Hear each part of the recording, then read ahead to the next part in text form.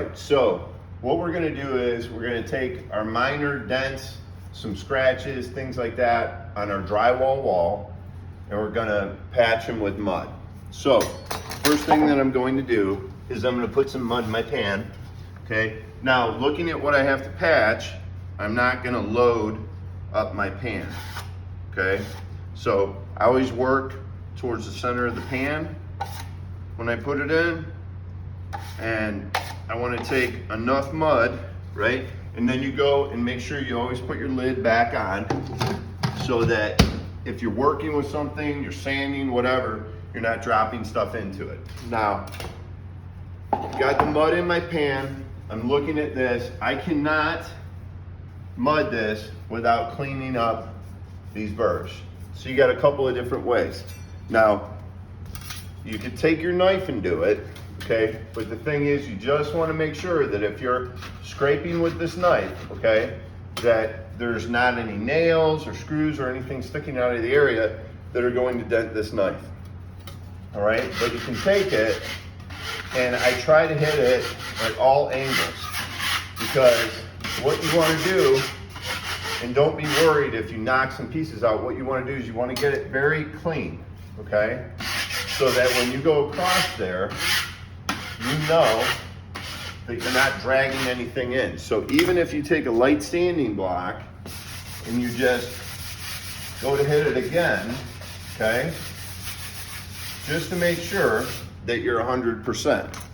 Or if you've got to dig some spots out where you see it and you're just not sure, where you have loose paper, just go ahead and knock all that down, okay?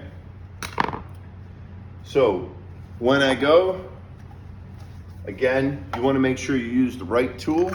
So I'm not going to take a knife like this and be mudding everything, okay?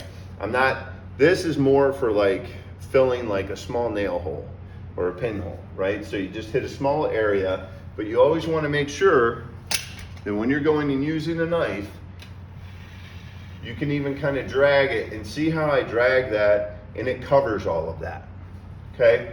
So I know I could take my mud and I could smooth it out across there, and I'm going to cover everything, because the last thing I want to do is coming and going like this, drawing all these lines, because what it does is it creates all these ridges, and that's more sanding for me to do.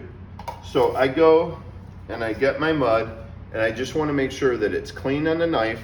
I don't need it all the way down here. I have control of it, and I simply drag it out, okay? Now, you're going to have to mud again. If you have deeper areas, you're going to have to clean them up, okay? So what's going to happen is, all right, it's going to shrink. So in these areas, especially in these larger ones, all right, that mud may have not laid all the way in, all right, but once it shrinks in and it hardens, I will take my sanding block, lightly sand it if I need to, okay, and then come back over it. There is a habit among people that don't mud all the time where they'll go like that, okay? And they'll cover over a hole like that, and they'll leave something like that. This is a tremendous amount of sanding for you to do. You don't need to do it. You don't need all that mud, and all that mud that's laying on top is not filling in these holes. It's just stuff that you're gonna have to get off. So you can just simply wipe away the excess. So some people might take a hole like this where they see it didn't quite fill, and they'll go like that. That is not what you want to do. You're going to have a long day if you're doing that. So you just want to make sure you clean it up and you kind of feather it down.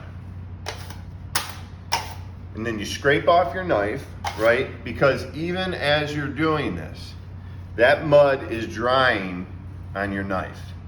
So if you don't make sure that you get it pretty good scraped off, what's going to happen is you're going to start getting chunks on this knife, and when you're going across, right, it's going to get into all of this. And it doesn't even hurt to take the knife and just kind of run it down the wall to clean it up a little bit. But you go through, you hit that. Now we've got like these little punching marks, right? So it's right next to it. I go through, I hit that, okay? So doesn't take a lot, all right? Because ultimately, you don't want to be sanding a ton. So you'll have this, you can lightly sand it, then you'll come back, do a second coat. Buy a second coat for something like this. It should get it, you'll sand it again, and then you'll be able to paint.